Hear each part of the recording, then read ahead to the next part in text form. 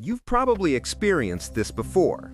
You study for hours, everything feels clear, and you go to sleep feeling confident. But the next morning, it's like your brain hit the delete button. It's not laziness. It's not a lack of intelligence. It's simply how memory works. Your brain only keeps what feels important. But in Japan, students memorize over 2,000 kanji characters. Not just recognize them, but write them, read them, and use them, all before graduating high school. And the extraordinary part? They remember them for life. What's their secret? It's not that they study more. It's that they study with rhythm, a daily routine that works with the brain instead of against it. We'll break down that rhythm so you can apply it to anything you want to learn.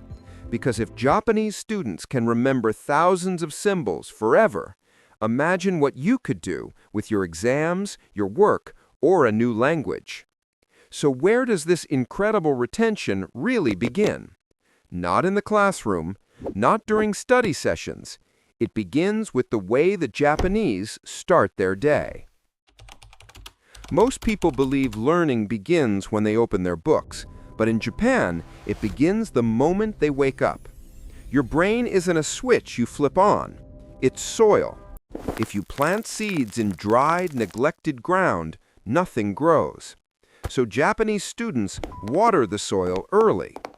Many walk to school or stand by a window to soak in natural light. That light is a neurological signal. Wake up. It's time to focus. It aligns your circadian rhythm and sharpens memory for the entire morning. Some add a few minutes of gentle movement, not a workout, just enough to get blood flowing. And research shows that even 10 minutes of light exercise can boost memory significantly. Here's your first win. Do just one of these tomorrow, light, movement, or both, and your brain will feel noticeably sharper before you even start studying. Then comes a crucial step most students ignore: recalling yesterday's knowledge before learning anything new. Not rereading, not highlighting. Pulling information out of the brain. This primes neural pathways and makes new learning stick more easily. It's like telling your brain, we're building on this, don't delete it. And finally, there is the quiet ritual: pouring tea slowly, tidying a desk, taking a single calm breath. Small actions, but powerful signals. This moment matters.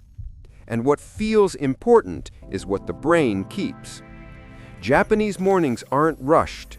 They're aligned. Light, movement, recall, stillness. The perfect soil for knowledge. Morning sets the rhythm, but rhythm only works if it continues. Where many students try to power through endless hours of studying, Japanese students follow a different rhythm. They don't fight the brain, they cooperate with it. They work in focused intervals, 40 minutes of concentration, 10 minutes of rest.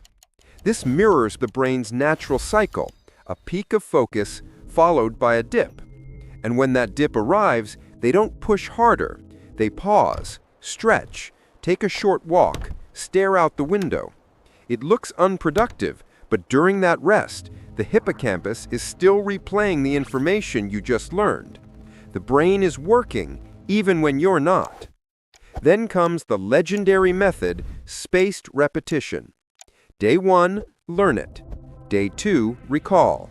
Day 4, recall again. Day 7, recall again. Each time, the memory sharpens like a blade. After a month, it's nearly unbreakable. Imagine reviewing something for 30 seconds on day 7 and having it click instantly. That's the power you're building with every cycle. Japanese students also avoid the heavy, greasy lunches that cause afternoon crashes. Meals are light: rice, vegetables, fish, fuel that keeps energy stable and the mind steady. And through the day, many practice tiny moments of mindfulness: a deep breath, a posture reset, a silent pause. These micro breaks prevent mental burnout long before it arrives. The Japanese afternoon isn't about doing more. It's about doing smarter. And that smarter rhythm doesn't end when the school day does. Most students think learning ends when they close their books. In Japan, the real magic happens at night. Before bed, students often do a light review, only a few minutes, nothing heavy, just enough to tell the brain, this matters, keep it. During sleep, the brain replays the information you touched most recently. It's like clicking the save button on a computer. Skip this step, and your mind may not save the file at all. And deep sleep, the stage where this saving process happens, only occurs if you protect it. So Japanese students practice good sleep habits. Dim lights, no screens before bed, a calm routine. Every late-night scroll, every extra coffee, every one more episode steals from the memory you spent all day building. Then there is KAIZEN, small, steady improvement. One sentence written in a journal, one kanji practiced, one flashcard recalled. Not to learn more, but to maintain momentum. And finally, the concept of the pause, the silence, a few minutes of stillness before sleep, a bridge from stimulation to restoration. This is the moment your brain finally works for you instead of against you. When the body rests, the mind remembers. And when you look at morning, afternoon, and night together, a truth emerges. There's something deeper connecting these three phases. The real secret is rhythm. Many students live in cycles of extremes, late-night cramming, groggy mornings, exhausted afternoons, and more cramming. But Japanese students, through culture and centuries of habits, learned a truth we often ignore. Success doesn't come from one intense study session. It comes from daily rhythm. Their mornings are aligned, their afternoons structured, their evenings gentle, their nights restorative. Stacked together, these small habits do something extraordinary. Knowledge doesn't just visit your mind for a test. It stays. It becomes part of you. So when you say, I'm not a morning person, or I can't remember anything, wait. Pause for a moment. What if you're not the problem? What if the method is? Because the Japanese way proves one thing. You don't need more hours. You need better rhythm. Rhythm only works when it begins, not someday, but now. Try just one part of this routine. Not the whole system, just one step. Maybe 2 minutes of movement, maybe one flashcard review, maybe turning off your screen 30 minutes earlier tonight. Do it once. Feel the difference. Imagine ending tomorrow feeling clearer, calmer, and genuinely proud of how you studied, even if you changed just one tiny habit. Let rhythm do the rest.